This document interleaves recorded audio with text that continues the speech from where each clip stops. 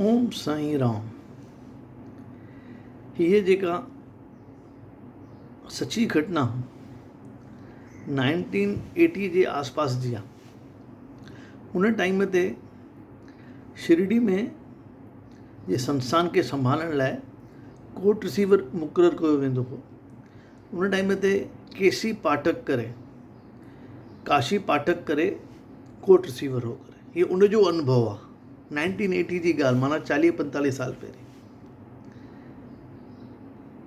ऐं पाठक खे शायदि मां बि ॾिठो आहे जॾहिं खां मां शिरडी वेंदो आहियां करे।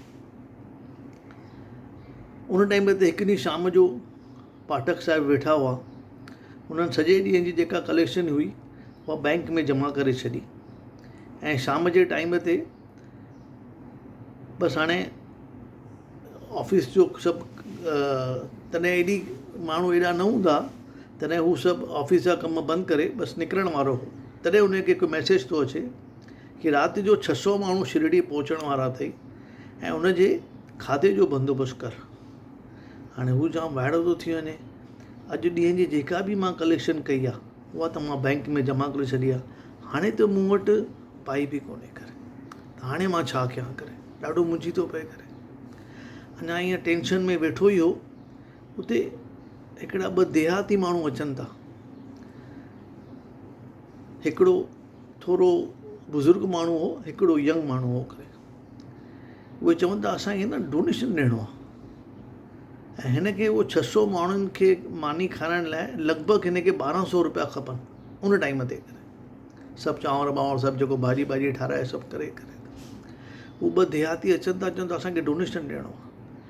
चए थो भई हाणे त मां सभु बंदि करे छॾियो आहे, तव्हां सुभाणे अचो। चई न न न न असांखे हाणे ई ॾियणो आहे, असां त पोइ वरी निकिरी वेंदासीं राति जो, तूं असांखां हाणे ई डोनेशन वठि। चई पोइ रसीद चई रसीद भले पोइ तूं सुभाणे कढिजांइ, हुनजी इहा ॻाल्हि न आहे, तूं इहो अन्नदान में यूज़ कर न।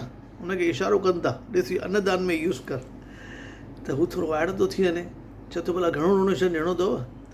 चए थो नंढो वारो चए थो मुंहिंजा 600 ऐं न मुंहिंजे बुज़ुर्ग जा उनजा बि 600, असांखां तूं 1200 रुपया वठि। हिन जी घुर्ज घणी हुई 1200 रुपए जी करे।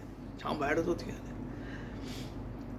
चए थो ठीकु आहे भला तव्हां ॾियो, रसीद सुभाणे ठहंदी। चए थो ठीकु आहे। चवनि था ही उन में नालो छा लिखां भला रसीद ते?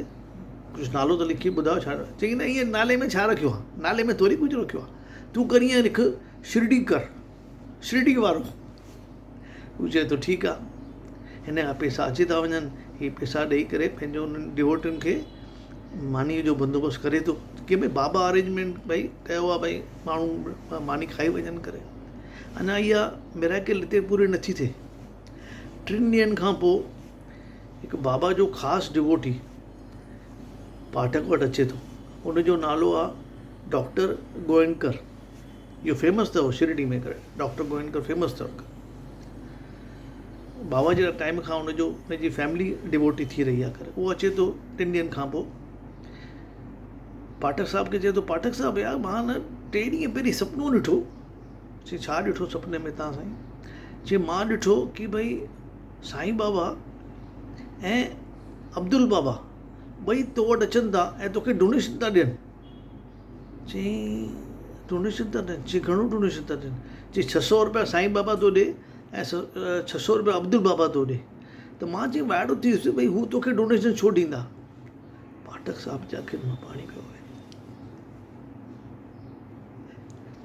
इहे अथव बाबा जा मिरेकल्स।